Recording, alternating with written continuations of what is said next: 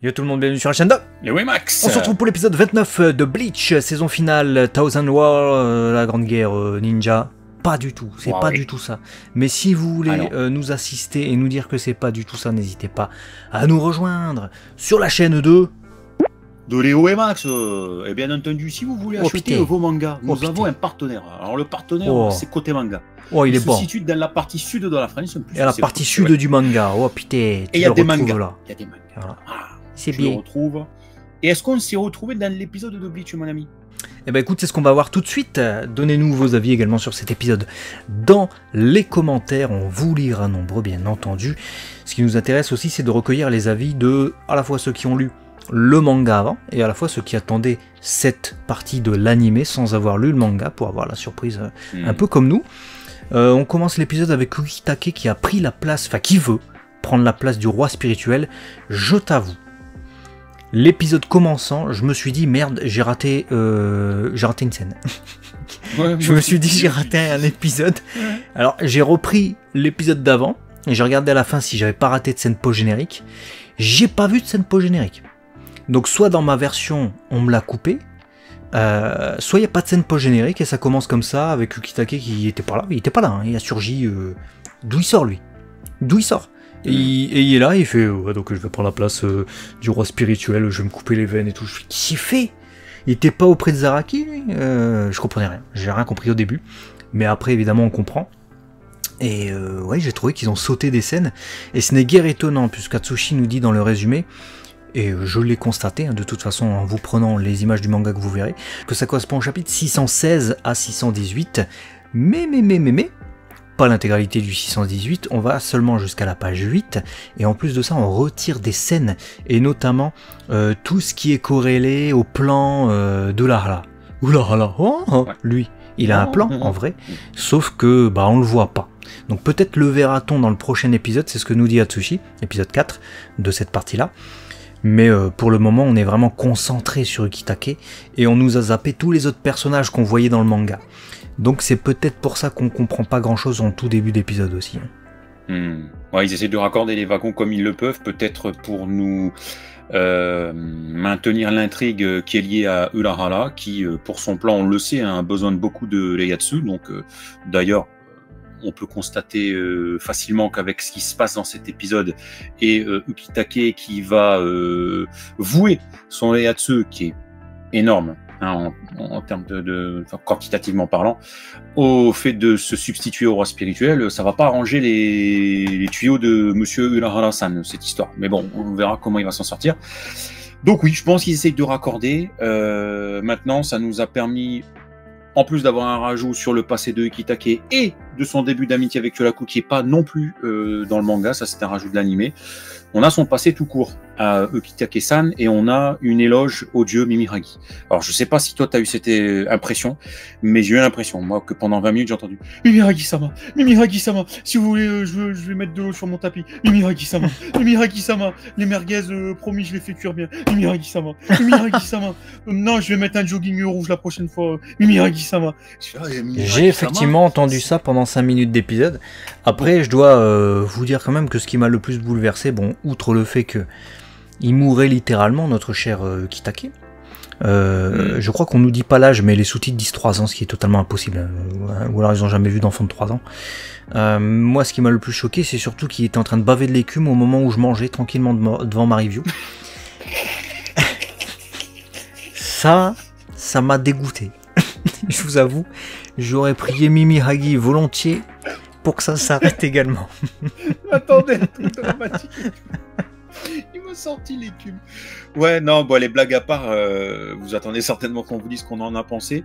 J'ai été très étonné. C'est vrai qu'on le savait puissant, Ukitake, voilà. Maintenant, je m'étais toujours questionné sur le rôle qu'on allait lui donner, quel rôle Kubo allait lui octroyer. Je me suis posé la question. Si il a pas raccordé en fait vraiment tous les tuyaux pour se dire attends, putain, ça peut être bien ça. Il était malade. Du coup, je peux me dire que il y a une divinité qui est en fait une partie du roi spirituel qui l'a aidé à pas mourir, ce qui fait que du coup il peut se substituer. Je sais pas si c'était prévu au départ de son œuvre quand il a écrit les problèmes de santé de Kitake, ou s'il lui a trouvé ce rôle-là par la suite. Parce que c'est vrai qu'il me semble que si tu regardes le roi spirituel, bon là il est découpé de tous les côtés, mais je crois qu'il n'a pas de bras et pas de jambes. Non, effectivement, non. Donc, voilà, je me suis juste posé cette question parce que c'est superbement bien rajouté, mais je me suis demandé si c'était prévu à la base. Je sais pas. Je sais pas. Je sais que en tout cas, et on nous le transmet pas mal en commentaire, Kubo vraiment est sur tous les épisodes en train de superviser. Donc il donne des indications et au-delà de ça aussi, les rajouts sont certainement de son fait, notamment le passé avec Kyoraku qui nous permet d'avoir un vrai background. On savait déjà qu'ils se connaissaient depuis longtemps, on savait déjà qu'ils s'entendaient bien, Kyoraku et Ukitake. Là cette fois, on comprend pourquoi. On a tous passé avec vraiment l'enfance d'Ukitake, puis son évolution, le fait aussi que sa maladie ne s'est pas arrêtée, en fait elle a été juste suspendue à un moment donné. On nous explique bien que Mimi Hagi-sama, du coup, qui est la divinité du 76e district du Lukongai en fait, est en réalité une partie du roi spirituel, ce qui permet de développer ce que j'ai dit en introduction de vidéo, ce qu'on va voir un peu plus tard. Mais cette partie du pouvoir du roi spirituel permet d'arrêter la progression de quelque chose. Et là, en l'occurrence, vu qu'ils ont prié Mimi Hagi, comme tu l'as dit tout à l'heure, ils ont arrêté un moment T la progression de sa maladie, ce qui fait qu'il a toujours la maladie qu'il avait au moment où elle s'est arrêtée. Et donc c'est pour ça qu'il crache encore du sang, qu'il est malade et pas la meilleure santé de l'année, le gars. Mais il a pu être capitaine quand même. Donc quand même, je trouve que ces flashbacks mis avec Kyoraku et cette mise en contexte d'Ukitake permet de lui retirer du mérite, je trouve. Enfin, de lui en donner, c'est ce que j'entends. C'est-à-dire que tu te dis, le gars dans cet état-là, même s'il a survécu, il est quand même pas dans le meilleur état du monde, il est devenu capitaine, il est devenu plus fort que l'immense majorité des Shinigami. Il est parvenu au stade où il est parvenu, et il décide, de par son honneur, de rendre ce qu'on lui a donné, finalement, et de se sacrifier pour les autres aussi, parce que c'est aussi à ça que sert le roi spirituel. S'il est détruit, vous avez vu, tous les trois mondes vont s'écrouler. Donc, il va servir, il va donner son corps à la science, entre gros guillemets, pour pouvoir maintenir les trois mondes en place et permettre le soutien du roi spirituel. Alors il se transforme un peu en sorte de fumée noire, de cendre qui va aller recoller, puisqu'on voit que le Soul Tenkishun de notre cher Orihime qu'on avait anticipé ne fonctionne pas. On verra s'il fonctionne par la suite. Mais là, pour l'instant, heureusement qu'il est là, Ukitake, pour former une main comme ça et maintenir un peu l'espèce de gelée de Jurassic Park, là, dans laquelle il n'y a pas un moustique, mais l'être le plus puissant du monde, normalement. J'ai trouvé que son sort à Ukitake était très intéressant et que le développement qu'en avait fait Kubo, du coup, était intelligent. Parce que c'est vrai que c'est pas facile de savoir quoi faire de ce type de perso-là. Ouais, non, je suis d'accord avec toi. Son kamikake, devenir l'enveloppe spirituelle du roi, nous expliquer comment la maladie a fonctionné, la main gauche qui gère l'évolution, la main droite qui gère l'immobilité, le fait qu'il y ait deux façons de combattre, de se sacrifier aussi. Clairement, j'ai vu ça, je me suis dit, putain, beau rôle. Vraiment, pour le coup, Kitake, il part avec, comment on dit, avec les honneurs. Les honneurs, ouais, parce que il a donné, en tout cas pour le moment, du répit, parce qu'on nous dit pas que c'est définitif. Dès que son corps va s'arrêter de résister à ça, le bordel va reprendre. Donc, on est un peu sous pression de se dire, ok, on gagne du temps, mais que va-t-il se passer? Et j'ai trouvé que le liant se faisait quand même bien, parce que là où dans l'animé, on a un passé entre Ukitake et Kyoraku, on revient sur Kyoraku du présent en même temps qu'on a vu ce que Ukitake du présent était en train de devenir. Et Kyoraku, lui, ne s'occupe pas d'arrêter le sacrifice de Ukitake. Il a compris qu'il avait pris un des deux chemins, parce qu'il y a toujours deux chemins, vous savez. Et lui, il décide de prendre une autre voie. qui est de pactiser un peu avec le diable, quelque part, pour sauver la vie au sens large, à savoir Aizen Sosuke. Que va-t-il se passer avec Aizen Sosuke? Bon, déjà, il va débarquer comme ça, il va dire salut à tous. Je suis prisonnier, mais je suis pas prisonnier en réalité et tout. C'était très intéressant cette scène avec Aizen, on en reparle dans quelques instants, parce qu'entre-temps, on a Yoruichi qui veut faire diversion pendant qu'Orihime du coup tente de raccorder, hein, comme on l'avait dit, le roi spirituel. Ça marche pas. Pour l'instant, il y a Monsieur Vieillard, donc Yurabara, qui fait waouh, ça marche pas parce que vous êtes des humains. Une humaine ne peut pas ramener le roi spirituel. Moi, je m'y connais, j'ai tout vu, j'ai tout vécu. Et pendant qu'il dit ça, il y a Ukitake qui fait ce qu'on a dit tout à l'heure, à savoir qu'il maintient le roi spirituel en place. Et là, grosse surprise pour moi. Finalement, il a pas tout vu. Puisqu'il a rien anticipé de tout ça, le gars, alors qu'il a quand même un pouvoir qui lui permet de voir normalement dans le futur. Donc Yurabara, pour la première fois, déstabilisé. Est-ce qu'il va pas être déstabilisé une seconde fois, j'ai envie de dire? C'est étonnant, je sais pas te dire pourquoi il n'a pas prévu ce truc-là. Maintenant, est-ce que ça fait écho à ce qu'on se disait lors de la dernière review? Est-ce qu'il est capable de tout voir avec une omniscience, omnipotence absolue? Moi, je vois pas dans le noir. Là, on a faut allumer la lumière. Oui. Là, on en a une première bribe de réponse, puisque ça, il ne l'a pas vu venir. Alors, est-ce que tout ce qui est sacrifice, ce qui est des choses qui incombent à une décision, tu vois, un peu comme ça, ce côté border là, de donner sa vie pour, est-ce que c'est des choses qui peut aussi ou pas justement devancer? Il y a encore un flou artistique, quoi, que ça, à la limite, il n'est pas venir, je veux bien le concevoir, parce qu'il faut bien une faille scénaristique, mais ça ne nous donne pas encore suffisamment d'indices, je trouve, pour comprendre quelle est cette faille qui échappe actuellement au pouvoir. J'ai une théorie. J'ai une théorie parce que jusque-là, je voyais pas non plus. Mais si on se dit qu'il peut voir tout ce qui le concerne lui, c'est un peu logique qu'il puisse anticiper ce que va faire Ichigo, vu qu'il a du sang de Quincy. Donc il l'a manipulé longtemps en avance, etc., même à travers Zanget et tout. On peut penser aussi que du coup, il peut régir tout ce qui entoure ces personnes qui ont du sang de Quincy. On peut penser aussi qu'il peut voir sa destinée à lui, et donc voir les personnes qui vont l'attaquer, anticiper les mouvements et toutes les personnes qui viennent au front contre lui.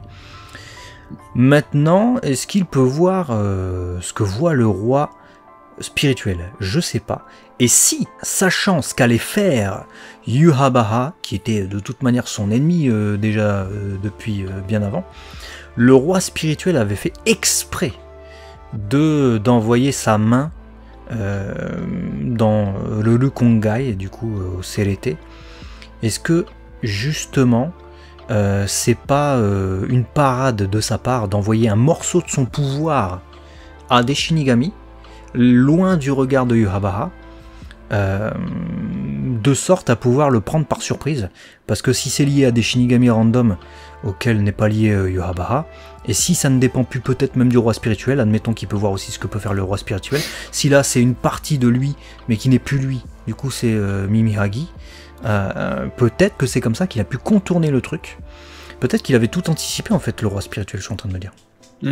C'est peut-être une partie d'échec géante, hein. Il a aussi une certaine forme d'omniscience à gérer tous ces mondes et gérer tout ce qui se passe, l'équilibre entre tout ça. Donc on n'est pas à l'abri effectivement que il est prévu, en tout cas, et ce serait malin de sa part, en tant que personne qui détient le pouvoir absolu, de se dire, je suis, malgré toutes les protections que je mets, hein, les Shinigami, la division 0, etc., machin, une cible potentielle, mais très risquée pour l'équilibre du monde, parce que si on arrive à m'atteindre, c'est terminé.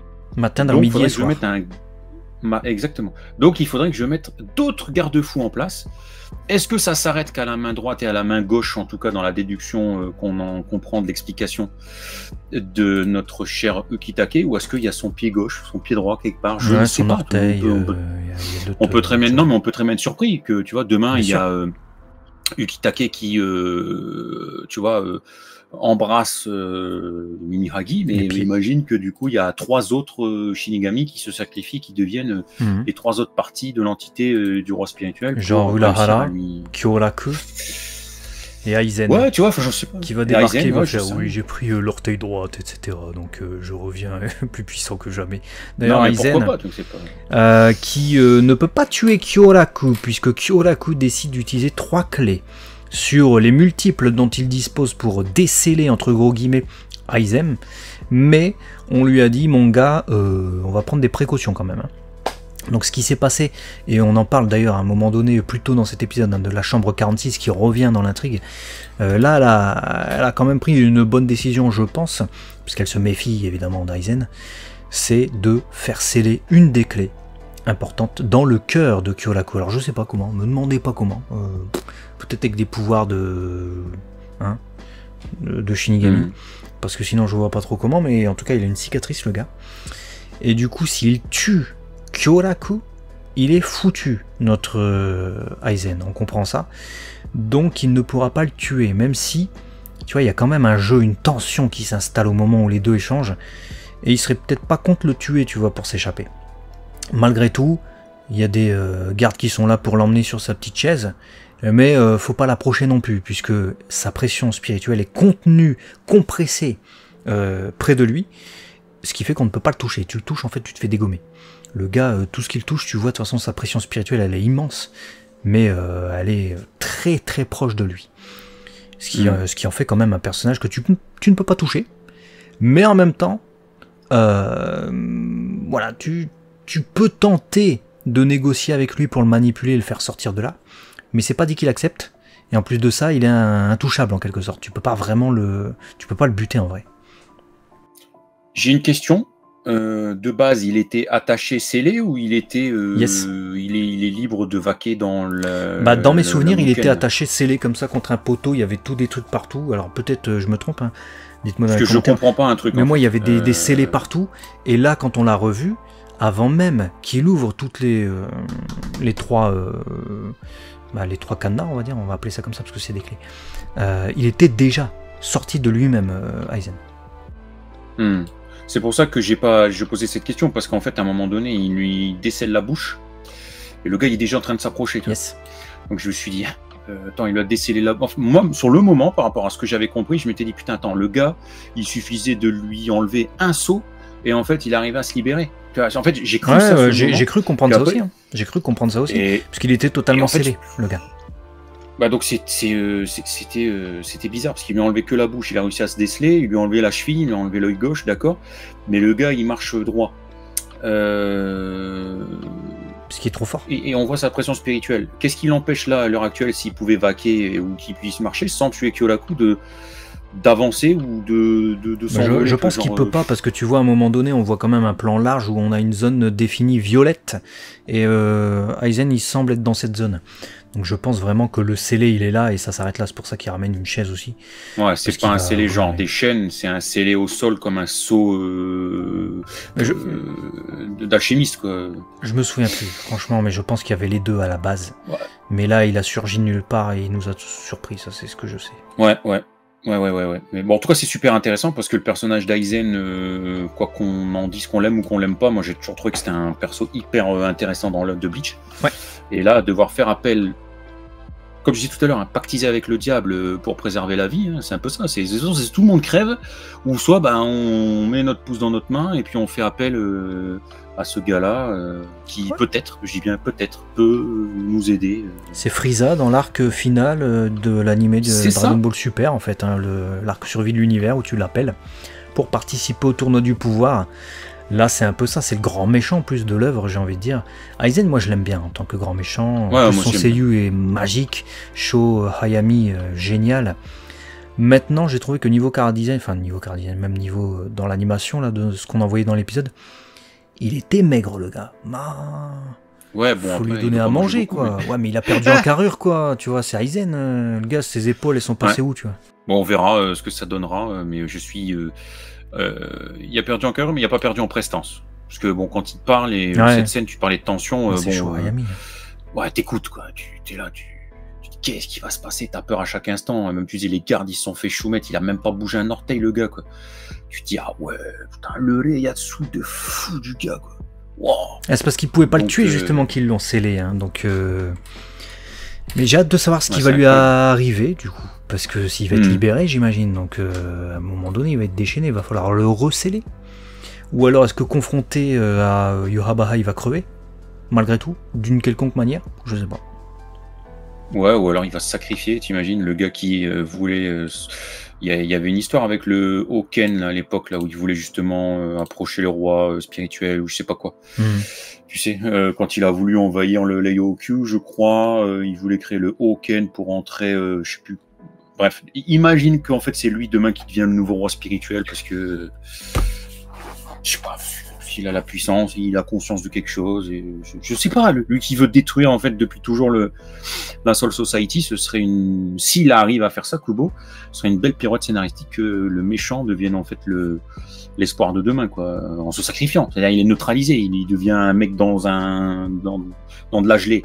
Donc, mais je sais pas. Bah dites-nous si vous êtes amateur de mecs coincés dans des gelées. En tout cas, nous on a bien aimé cet épisode. Franchement, des premiers épisodes là de cette nouvelle partie de la saison finale de Bleach, c'est celui que j'ai préféré. Background du Kitake, développement, amitié, vraiment le passé corrélé au présent, au sacrifice de maintenant, retour d'un grand méchant, des plans qui se mettent en place qui sont intelligents, de la surprise. Non, j'ai kiffé de ouf. Bah voilà, on espère que vous avez kiffé vous aussi, dites-nous dans les commentaires ce que vous en avez pensé, et puis abonnez-vous si ce n'est pas déjà fait. Et on se dit à très vite sur la chaîne 2. Léo et Max, à la prochaine.